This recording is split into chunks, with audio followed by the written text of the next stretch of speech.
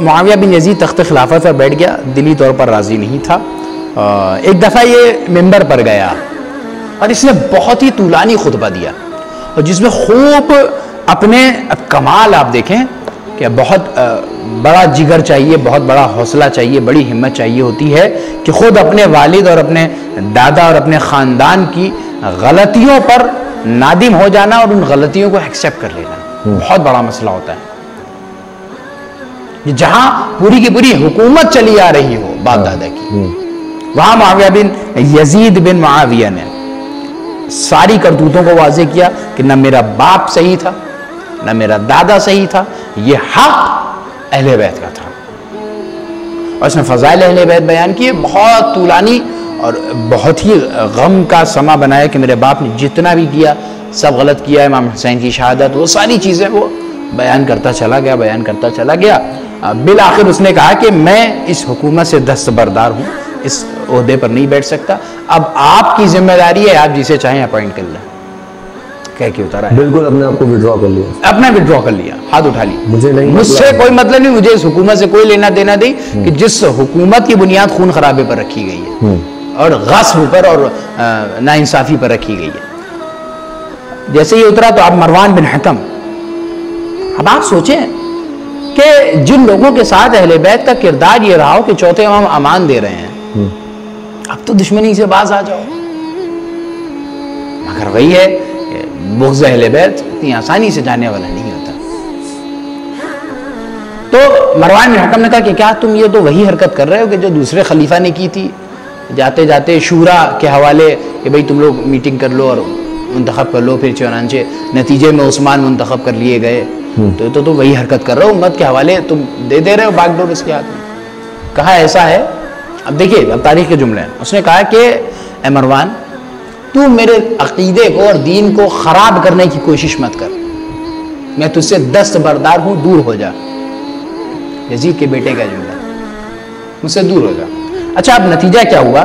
اس کے بعد مروان وغیرہ نے اس کے استاد کو، جس کا غالباً تاریخ میں نام عمر، میں آگے فراموش کر رہا ہوں کیا نام تھا، عمر کر کے کچھ نام ہے اس کا، اس کو پکڑا کہ تم نے اس کے دماغ میں کیا کیا فطور ڈالا ہے اور کیسی تربیت کی ہے. اب آپ سوچیں کہ ایک استاد کا شاگرد کے مزاج میں اور عقیدے میں کتنا تبدیلی آ سکتی ہے، کتنا اہم رول ہوتا ہے اس مسئلے میں کہ ایک استاد کیا کچھ نہیں کر سکتا. اسی لیے تربیت کا جو مسئلہ ہوتا ہے والدین سے زیادہ اہم اچھا استاد تلاش کرنا ہوتا ہے. ایک اچھا پراپر ٹیچر تلاش کرنا بہت ہی مشکل کام ہوتا ہے. آج کے زمانے میں آپ دیکھ سکتے ہیں اس کے بہت سارے اگزامپلس ہیں. جیسا استاد ہوگا ویسے ہی بچہ. ظاہر سی بات ہے ایک دور تھا، بھائی ہم تو آج ہی کے جنریشن ہیں، ہم تو آج ہی کا دور دیکھتے ہیں، لیکن سنا ہے اپنے بڑوں سے، اپنے بزرگوں سے، اپنے والدین سے کہ ایک دور تھا کہ جب یہ کالجز ہوتے تھے، جب یہ اسکولز ہوتے تھے، تو یہاں پڑھائی سے زیادہ تربیت پہ دھیان دیا جاتا تھا، مینرز پہ دھیان دیا جاتا تھا.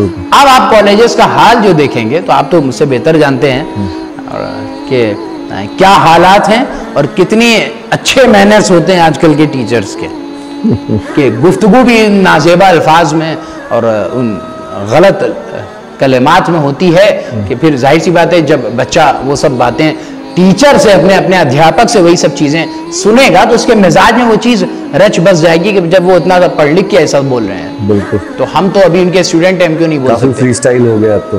جی تو بہت زیادہ فری ہوتے وہ حالات اتنے خراب ہو گئے کہ معیار ڈاؤن ہو گیا ٹیچرز کا. لیکن پہلے ایسا نہیں تھا، پہلے تربیت کرتے تھے ٹیچرز. خود ہم اپنے گھروں میں دیکھ لیں، اپنے والدین کو دیکھ سکتے ہیں تو کیا مزاج تھا پہلے اسکولز کا، کالجز کا، اور آج کیا مزاج ہے. ویسے ہی بہت زیادہ اثر ہوتا ہے کہ استاد کا کردار سرایت کرتا ہے، اس کی تربیت آ جاتی ہے شاگرد میں. تو اسی لیے اس کے استاد کو، معاویہ کے یعنی یزید کے بیٹے کے استاد کو ان لوگوں نے خوب دھمکی دی اور اس کے بعد ایک قبر کھودی جس میں زندہ اس کو گاڑ دیا مروان وغیرہ نے. اس کے بعد اب تاریخ کہتی ہے کہ یہ مسند سے دستبردار ہو گیا، خلافت سے دستبردار ہو گیا. اس کی عمر کچھ 21 سال وال کی تھی، بہت نوجوان تھا، 21 سال کا جوان ہے. تاریخ کہتی ہے کہ اس کو مار دیا گیا. کیونکہ یہ ہمارے مشن کے خلاف جا رہا ہے, ہمارے مقصد کے خلاف جا رہا ہے. یہ تو خلفشار برپا کر دیا اس نے, اپنے باپ داداؤں کو جھٹلا دیا, اہل بیت کی تعریفیں کر رہا ہے. تو تاریخ کہتی ہے بعض روایتوں میں کہ اس کو زہر دے دیا گیا. اب آپ سوچئے کہ یزید کا بیٹا ہے مگر نام معاویہ ہے, بیٹا یزید کا ہے, نام وہ نام ہے کہ جو وہی نام ہے کہ جو دادا کا نام تھا, مگر کردار اہل بیت سے سرایت کرتا ہوا, اہل بیت سے میل کھاتا ہوا. نام سے فرق نہیں پڑتا, نام سے فرق نہیں پڑتا, کردار اہمیت رکھتا ہے, کردار اہمیت رکھتا ہے. تربیت کا کتنا اثر ہوا. اب اس کے بعد شام والوں نے مل جل کے مروان بن حکم کو اپوائنٹ کر دیا کہ بھئی ہم آپ سے, آج کے بنی امیہ نے مروان کو آگے کیا کہ تم خلیفہ ہو, تم ہمارے لیڈر ہو اور ہم تمہاری سرپرستی میں ہوں گے, تم جو چاہو گے وہی ہوگا. یہ خلیفہ بن گئے. اب مروان نے اپوائنٹ کیا حجاج بن یوسف ثقفی کو. حجاج بن یوسف ثقفی وہ تھا کہ جس کو مروان نے اپوائنٹ کیا کہ وہ جائے اس کی طرف جو مصعب بن زبیر, میں نے نام لیا تھا اس کا, جو عبداللہ بن زبیر کا جو مکے میں تھا, اس کا بھائی تھا, کہ جس نے جناب مختار کو قتل کیا ہے کوفے میں. جب حکومت ہو گئی ہے تو محاصرہ کرنے کے بعد قصر کا اس نے کئی دن بعد, اور پھر جناب مختار کی شہادت ہوتی ہے وہاں پر. اب یہ قابض ہو گیا کوفے پر. ٹھیک, مروان یہاں پر آیا اور اس نے اپوائنٹ کیا کس کو, ادھر تھا جناب مختار کے وہ سارے کارنامے, میں ادھر نہیں جانا چاہ رہا ہوں بہت زیادہ کہ انہوں نے کیا کیا کروایا. جناب ابراہیم بن مالک اشتر کے ذریعے سے عبید اللہ ابن زیاد کو قتل کروایا, بہت ساری چیزیں, اب میں اس طرف نہیں جانا چاہتا. اس نے اپوائنٹ کیا حجاج بن یوسف ثقفی کو کہ وہ کوفے کی طرف جائے اور مصعب بن زبیر کو حملہ کرے. حجاج بن یوسف ثقفی ابھی میں نے بیان کیا تھا کہ ثقفی خاندان تقریباً اہل بیت کا چاہنے والا رہا ہے, مگر یہ وہ ثقفی آدمی تھا حجاج بن یوسف ثقفی جو بہت ہی زیادہ جابر اور ظالم حکمران گزرا ہے ثقفی قبیلے میں, بہت ہی جابر شخص تھا. یہ گیا کوفے اور اس نے مصعب بن زبیر کو قتل کر دیا. یعنی جس مکاری کے ساتھ عبداللہ بن زبیر نے اپنے بھائی کو بھیجا تھا, جناب مختار کو قتل کروایا تھا مصعب کے ذریعے سے, اسی مصعب کو مروان بن حکم نے حجاج بن یوسف ثقفی کے ذریعے سے قتل کیا. دیکھیے کتنا بڑا کام ہوا ہے.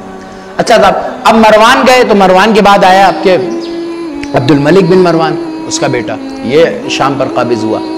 اب اس نے مدینے والوں پر پھر حجاج کو بھیجا کہ جاؤ مدینے پر حملہ کرو. پھر وہاں پر اس نے سردانے شروع کیا. تو المختصر اس نے جو ہے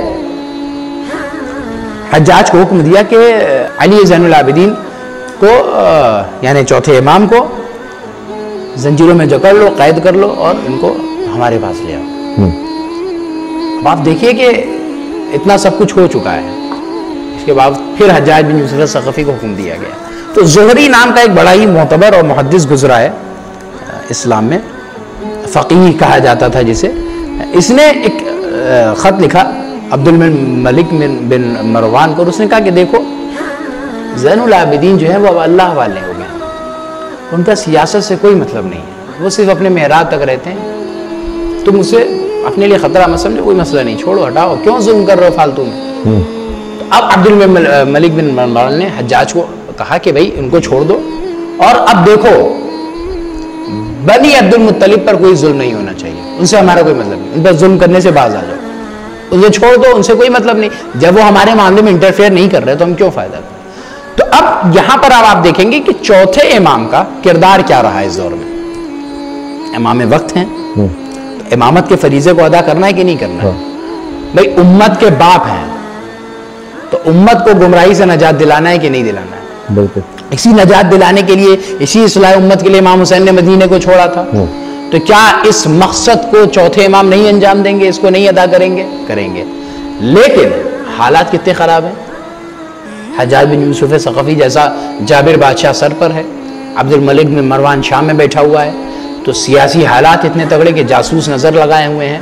تو امام کے پاس کیا چارہ بچتا ہے؟ تاریخ میں کیا ملتا ہے کہ بھئی اپنے والد پر روتے رہے ساری زندگی. بے شک روتے رہے. امام نے کیا راستہ اپنایا؟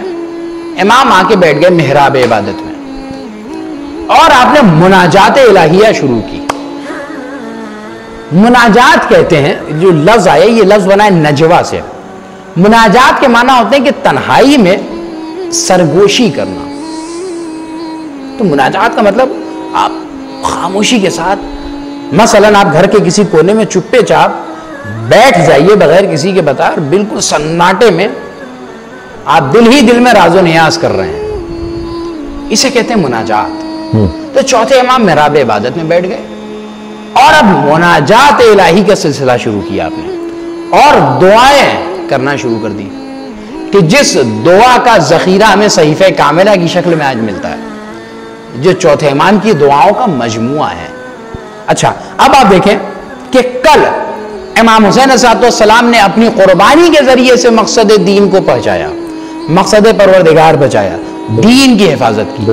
لیکن اب چوتھے امام کا دور یہ ہے کہ اس میں کھل کر احتجاج تو نہیں کر سکتے, نہ مدینے میں اتنا فریڈم ہے کہ امام حسین کی طرح آپ نکل آئے, خروج کر دیں, نہ آپ کے ساتھ وہ اصحاب و انصار ہیں. تو اب چوتھے امام کیا کریں؟ تو ایک تبلیغ اسے کہتے ہیں کہ دین کو پہنچانے کا طریقہ زمانے بدلتے طریقہ بھی بدلتا رہتا ہے. ٹھیک ہے, آج کے دور میں جو سوشل میڈیا, یہ اہل بیت کا طریقہ ہے, میں بتا رہا ہوں, سوشل میڈیا کا دور اگر ہے, دشمن ہم پر سوشل میڈیا سے اٹیک کر رہا ہے, ساری قوتیں ہمارے خلاف سوشل میڈیا کے ذریعے آ رہی ہیں, تو اب ہم تبلیغ دین کریں گے تو کیسے کریں گے؟ اسی سوشل میڈیا سے کریں گے. تو ہمارا جواب, نقصان اگر ہمیں فیس بک سے ہو رہا ہے, اعتراضات اگر واٹس ایپ, فیس بک اور ٹویٹر کے ذریعے ہو رہے ہیں, تو ہمیں جواب بھی کہاں دینا ہوگا؟ اسی سوشل میڈیا پہ, اسی پلیٹ فارم پہ آ کے. تو جس وقت جیسے حالات ہوں گے اس وقت ویسے ہی تبلیغ کی جائے گی. چوتھے امام کے دور میں نہیں کوئی موقع تھا کہ باہر نکل کر ممبر پہ آ کر درس دے سکیں, لوگوں کو بتا سکیں یا حکومت کے خلاف احتجاج کر سکیں. تو امام نے اسی محراب عبادت کو تبلیغ کا مقام بنا دیا اور اپنی دعاؤں کے ذریعے سے. اب آپ جا کر دعائیں پڑھیں چوتھے امام کی, آپ کو اندازہ ہوگا کہ امام نے ان دعاؤں کے ذریعے سے کتنے بڑے بڑے پیغامات لوگوں تک پہنچائے ہیں. اور دین کیا ہے, یہ چوتھے امام نے دعاؤں کے ذریعے سے. آپ دعائیں پڑھیں گے, اسی دعا میں آپ کو توحید ملے گی, اللہ کی معرفت ملے گی, رسول کی رسالت ملے گی, امامت ملے گی, قیامت کا خوف ملے گا. یہ ساری چیزیں آپ کو دعائیں چوتھے امام میں مل جائیں گی. کیوں؟ یہ تبلیغ کا ذریعہ ہے. اور دوسرا کام کیا تھا؟ عزاداری اماموں سے گریہ کرنا, مجلسیں کرنا. تو یہ جو چوتھے امام نے یہ دو اہم کام نکالے. آپ کیا سوچیں, چوتھے امام کا یہ جو دور رہا ہے بعد کربلا, یہ بڑا خاموشی کا دور تھا, امام نے کام نہیں کیا. پانچویں امام, ابھی میں آگے بیان کروں گا اس کو, پانچویں امام اور چھٹے امام جس مقصد کو لے کر بلندی تک لے گئے اور علم کے وہ بڑے بڑے خزانے آپ نے کھولے, ان سارے کاموں کی بنیاد چوتھے امام نے رکھی. جو اصحاب پانچویں امام اور چھٹے امام نے ٹرین کیے, ان کی بسم اللہ چوتھے امام سے ہوئی ہے. جناب ابو حمزہ صومالی کتنے عظیم المرتبہ صحابی ہیں چوتھے امام کے, کہ جن کی باقاعدہ دعا موجود ہے, دعا ابو حمزہ صومالی کے نام سے, کہ جو ماہ مبارک رمضان میں سحر کے وقت کی دعا ہے, پڑھی جاتی ہے. امام نے تعلیم دی ہے انہیں. آپ پڑھیں دعا ابو حمزہ صومالی, اور کتنے معرفت کے گوشے اس میں نظر آئیں گے آپ کو. اور امام نے بتایا ہے کہ ان حالات میں بھی کتنے بھی برے وقت ہوں, اور یہ ہمارا زمانہ بالکل ویسا ہی دور ہے تقریباً کہ جو چوتھے امام کا دور تھا. نہ ہم کھل کر سامنے آ سکتے ہیں, نہ ہم کھل کر کوئی ایکشن لے سکتے ہیں. تو ہمیں کیا کرنا ہوگا کہ جتنا ہو سکے مناجات سے, دعاؤں سے فائدہ اٹھائیں. چوتھے امام کی دعا بہترین ذریعہ ہے. اب صحیفہ سجادیہ میں دیکھ لیں. تھوڑا سا اس کو کلیئر کر دیں کہ یہ دعا جو آپ کہہ رہے ہیں وہ کس کانٹیکسٹ میں کہہ رہے ہیں, مطلب دعا, کیونکہ چوتھے امام جب دعا کریں گے تو وہ الگ ہوگی, ہم دعا کریں گے تو الگ ہوگی. تو اس چیز کو کس طرح سے ہم فائدہ اٹھا سکتے ہیں, کیونکہ دعا تو ہمیں ایسا لگتا ہے کہ وہ تو قبول ہو نہ ہو, ہم ہمیشہ ڈاؤٹ میں ہی رہتے ہیں. جی جی, ایک بہت اچھا سا آپ نے بہت اچھا سوال کیا کہ دعا, مین کوشچن آپ کا یہ کہ دعا قبول ہوئی نہیں ہوئی ہمیں کیسے پتہ چلے گا. سیدھا سا حساب ہے, چوتھے امام نے جن حالات میں دعا کی ہے, تو کیا آپ سوچ سکتے ہیں کہ چوتھے امام جو دعائیں کر رہے ہیں یہ خالی لفظ زبان پہ آئے ہوئے کچھ لفظ تھے ایسے ہی بس نکل آئے ہماری طرح, اور اس میں نہ کوئی معنویت تھی، نہ کوئی اسپریچولیٹی تھی، نہ روحانی، کچھ نہیں تھا. بس ایسے ہی ہماری طرح زبان پہ ہم جیسے پڑھ لیتے ہیں یا صاحب زمان عجل علی ظہورک، یا اس طرح سے ہم دعائیں کرتے رہتے ہیں. تو کیا ہمارا اور چوتھے امام کا معاملہ ایک تھا؟ نہیں، ایک نہیں تھا. کیوں؟ وہ جب دعا کرتے تھے تو دل کی گہرائیوں کے ساتھ اور ٹوٹے ہوئے دل کے ساتھ. ان کی زبان کی تاثیر بھی الگ ہے. جب دل ٹوٹے گا، آپ کو اگر میں نے وہ واقعہ ذکر نہیں کیا کہ جب امام حسن کے سامنے کچھ سوالات آئے تو ان میں ایک سوال یہ تھا، اشارہ کر دیتا ہوں ذرا سا، پورا واقعہ نہ بیان کر کے، کہ بھائی زمین اور آسمان کے درمیان فاصلہ کتنا ہے؟ امام نے کیا جواب دیا؟ ایک مظلوم کی آہ کے برابر. یعنی جتنی دیر میں ایک ٹوٹے ہوئے دل کی آہ زمین سے آسمان تک پہنچتی، بس اتنا ہی فاصلہ زمین اور آسمان. آپ سمجھ سکتے ہیں معرفت میں بھرا ہوا جواب امام حسن علیہ السلام کا تھا. تو امام حسن کا یہ جملہ ہے، اس جملے کو ایکسپلین کیا چوتھے امام نے کہ جب دل سے ٹوٹ کے کچھ جملے نکلیں گے تو وہ سیدھے بارگاہ خداوندی میں جائیں گے. تو اگر ان حالات میں جہاں ہم نہیں باہر نکل سکتے ہیں، نہ ہی مل جل سکتے ہیں، نہ ہی کوئی دینی کام کر سکتے ہیں، دینی دنیاوی کوئی کام نہیں ہو رہا ہے، ایک ساری دنیا ایک مقام پر آ کر رک سی گئی ہے، دنیا تھم سی گئی ہے، تو ان حالات میں انسان اگر واقعاً ٹوٹے ہوئے دل کے ساتھ، دل کی گہرائیوں کے ساتھ مناجات امام پڑھے اور صحیفہ کاملہ کی دعاؤں کو بڑے، خصوصاً جو دعا بتائی گئی ہے صحیفہ کاملہ کی 7 نمبر دعا ہے، اس دعا کو آپ پڑھیں تو واقعاً آپ کو محسوس ہوگا کہ آپ کا رابطہ اللہ سے کتنا قریب ہو سکتا ہے. آپ کوشش کریں. کیوں؟ یہ کب ہوگا؟ میں نے بیان کیا کہ تب پہنچے گی جب دل ٹوٹا ہوگا، جب کوئی اثر ہی نہیں ہے ہمارے اوپر، ہم لاکھ دعا کیا کریں کوئی فائدہ نہیں. کیوں؟ ہم نے گہرائیوں سے دعا مانگی نہیں ہے، دل کی گہرائیوں سے. جب دل ٹوٹے گا تو وہ دل سے جو دعا نکلے گی، ٹوٹ کے انسان دعا کرے کہ پروردگار اب ہمارے برداشت کے باہر ہے کہ ان حالات میں ہم کس طرح سے زندگی بسر کریں. اب اس منظر کو سوچتے ہوئے جب آپ چوتھے امام کی دعاؤں کو، اور میری گزارش ہے صرف عربی کے اوپر آپ نہ ٹکے رہیں بلکہ ٹرانسلیشن پڑھیں، اردو میں موجود ہے، انگلش میں موجود ہے، ہندی میں موجود ہے، جس زبان میں آپ چاہیں موجود ہے، آپ ٹرانسلیشن ضرور پڑھیں تاکہ آپ کو پتہ چلے کہ آپ اپنے پروردگار سے کہہ کیا رہے ہیں، بات کیا ہو رہی ہے وہاں پر. آپ کو بات کا پتہ تو ہو کہ آپ کہہ کیا رہے ہیں. بالکل. تو کتنا زیادہ چوتھے امام نے کتنا بڑا پلیٹ فارم دیا ہے. تو تبلیغ کے انداز بدلتے رہتے ہیں. تو یا عزاداری کی صورت میں امام نے دیا کہ جو کھلم کھلا نہیں ہو سکتی تھی لیکن لوگ گھروں میں کرتے تھے، یا یہ مناجات اور دعاؤں کا سلسلہ تھا. تو لوگ یہ نہ سوچیں کہ چوتھے امام کا کار تبلیغ، کار امامت رک گیا. نہیں، امام کو اصلاح امت کرنی ہے تو اس کا طریقہ دعائیں ہیں. دعا کے ذریعے امام نے پیغامات پہنچائے. لوگ دعا پڑھیں گے، سمجھ میں آئے گا کہ توحید کیا ہے، نبوت کیا ہے، امامت و قیامت کیا ہے. تو یہ چوتھے امام کی روش تھی، حالات تھے، کردار ہے چوتھے امام کا. اور فیاضی یہ ہے کہ